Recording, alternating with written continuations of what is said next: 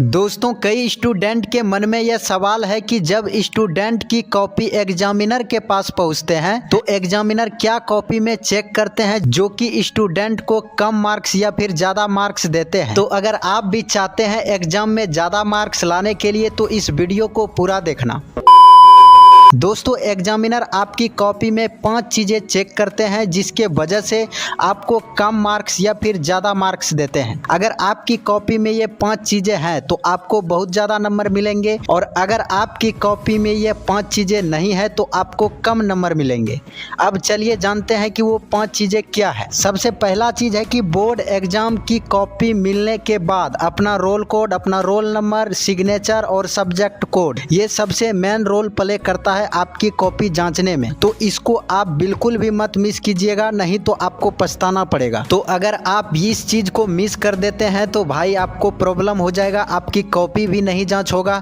तो आपको इसको मिस नहीं करना है। Roll code, roll number, signature, subject code, ये आपका बेसिक चीजें हैं, तो इसको आपको जरूर भर देना है। दूसरा है कि बोर्ड एग्जाम की कॉपी के पहले पेज में कट पीट करके बिल्कुल भी नहीं लिखना। अगर आप ऐसा करते हैं तो भाई आपका जो पहला पेज है इसी को देख के एग्जामिनर ये आइडिया लगा लेते हैं कि ये बंदा पढ़ने में काफ़ी कमज़ोर है, लिखने में भी कमज़ोर है, इन्होंने ज़्यादा कटपीट किया है, इसके वजह से इसको कम मार्क्स दे देते हैं। तो आपको क्या करना है, पहला पेज में आपको बिल्कुल भी ज़्यादा छेड़खानी नहीं करना है, ज़्यादा दिमाग नहीं लड़ाना है, बस आपको राइटिंग के साथ लिखना है। और थोड़ा बहुत आपको जो क्वेश्चन पूछा गया है उसके बारे में आपको ज़्यादा बढ़ा चढ़ा के नहीं लिखना है। इससे आपको क्या होगा, नंबर कम मिलेंगे, नंबर कट हो जाएगा। तो आपको ये गलती नहीं करना है कि पहला पेज में आपको कट छांट करके लिखना। तीसरा है कि कॉपी में प्रश्नों को क्रम से सॉल्व करें, यानी कि अगर आप पहला क्वेश्चन का आंसर जान रहे हैं तो आपको पहला क्वेश्चन का आंसर देना है। फिर अगर आप दूसरे क्वेश्चन का आंसर जान रहे हैं तो आपको दूसरे का जवाब देना है।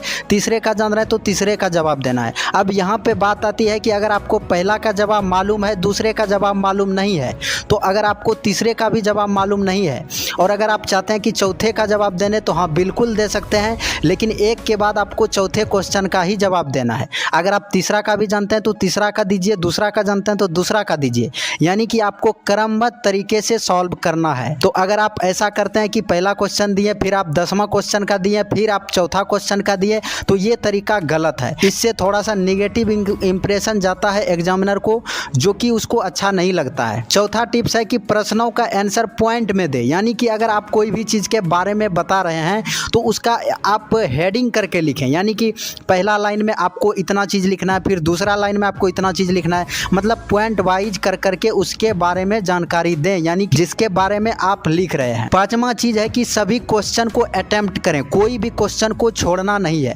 अगर आप नहीं भी जानते हैं तो थोड़ा बहुत ऐसा होगा कि आप जानते ज़रूर होंगे, वो आपको पता नहीं है लेकिन आप जानते ज़रूर होंगे। तो आपको क्या करना है, एक भी क्वेश्चन का आंसर नहीं छोड़ना है, सभी क्वेश्चन को अटेम्प्ट करना है, कोई भी क्वेश्चन को छोड़ना नहीं है, नहीं तो फिर आपको दिक्कत होगा। अगर आप जैसे कि मान लीजिए कोई क्वेश्चन का आंसर आप नहीं जान रहे हैं लेकिन कुछ भी तो उसके बारे में सुने होंगे, कोचिंग में सुने होंगे या फिर जहाँ भी सुने होंगे, बुक में पढ़े होंगे, तो उसके बारे में जितना जानते हैं उसके बारे में उतना लिख दीजिए, लेकिन अटेम्प्ट पूरा कीजिए।